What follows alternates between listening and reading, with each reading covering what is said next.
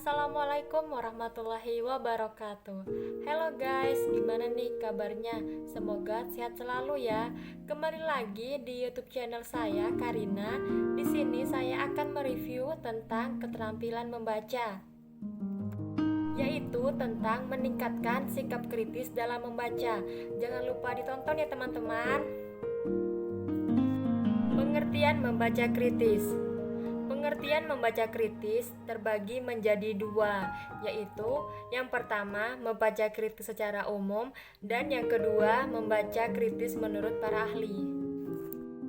Membaca kritis merupakan kemampuan mengolah bacaan untuk menemukan makna yang terdapat di dalam bacaan, baik makna tersurat maupun tersirat, yang bertujuan untuk mengungkapkan pendapat, mengomentari, dan memberikan kritik atau masukan.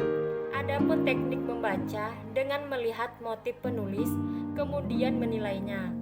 Membaca kritis artinya secara analisis atau mendalam, bermanfaat atau memiliki kebaikan, serta dapat memberi penilaian terhadap bacaan tersebut. Pengertian membaca kritis menurut para ahli. Yang pertama, menurut Albert, sebagaimana dikutip oleh Tarigan, membaca kritis adalah sejenis kegiatan membaca yang dilakukan secara bijaksana, penuh tegang hati, mendalam, evaluatif, serta analitis, dan bukan hanya mencari kesalahan belaka. Yang kedua, menurut Branch, kritis adalah mengevaluasi materi tertulis, yakni membandingkan gagasan yang tercakup dalam materi yang standar, yang diketahui dan menarik kesimpulan dan keakuratan dan kesesuaian. Langkah-langkah dalam membaca kritis. Yang pertama, melakukan survei pada isi buku.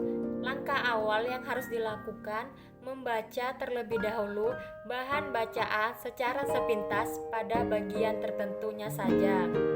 Tujuannya ialah mendapatkan gambaran umum pada bacaan tersebut. Bagian yang perlu diperhatikan dalam membaca kritis ialah paragraf awal, bagian isi, soal-soal. Yang kedua, membuat pertanyaan. Pertanyaan ini biasanya akan muncul ketika kita melakukan survei. Ada sebuah kata yang asing, kita tidak tahu artinya, dan diberi tanda menggunakan stabilo atau alat lainnya pada kata atau kalimat yang kita tidak mengerti kalimat tersebut. Dengan adanya pertanyaan tersebut, kita mengetahui apa saja kekurangan dalam isi buku, hal-hal apa saja yang belum kita ketahui sebelum membaca buku tersebut. Yang ketiga, membaca. Membaca merupakan langkah dominan dalam langkah-langkah membaca kritis. Membaca di sini sebagai metode untuk mencari jawaban dari pertanyaan yang muncul dalam proses survei bacaan. Yang keempat, evaluasi. Evaluasi merupakan langkah di mana terdapat pertanyaan yang muncul. Melakukan evaluasi cukup penting karena kita bisa mengasah kemampuan mengingat dan ketelitian saat membaca, dan juga menambah ilmu yang mungkin sempat terlewat saat membaca. Yang kelima, meninjau ulang. Meninjau ulang merupakan cara terakhir dalam melakukan membaca kritis. Perlunya sikap kritis dalam membaca. Membaca kritis mampu membantu kita untuk memahami suatu tulisan dengan menyeluruh.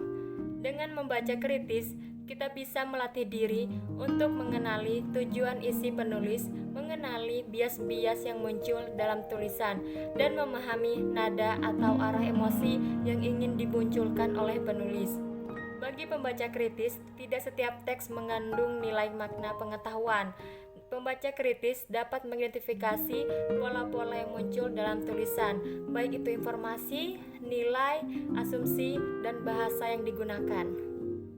Meningkatkan sikap kritis dalam membaca. Meningkatkan sikap kritis dalam membaca merupakan suatu hal yang perlu dilakukan untuk mengetahui sejauh mana kita dapat bersikap kritis dalam membaca. Terdapat satu metode yang dapat dilakukan untuk mengasah kemampuan membaca kritis, yaitu metode SQ4R, yaitu survei, question, read, restate, review, reflect. Metode SQ4R memiliki arti di setiap uraian metodenya. Yang pertama ada survei, melakukan scanning terhadap bahan bacaan yang akan dibaca. Yang kedua, question, mengembangkan pertanyaan mengenai bacaan yang akan dibaca. Yang ketiga, read, membaca dengan seksama untuk menemukan jawaban dari pertanyaan yang telah dikemukakan sebelumnya. Yang keempat, restate mengemukakan kembali mengenai apa bacaan yang telah kita baca. Yang kelima, review, meninjau kembali seluruh ide kunci yang dijabarkan dalam bahan bacaan.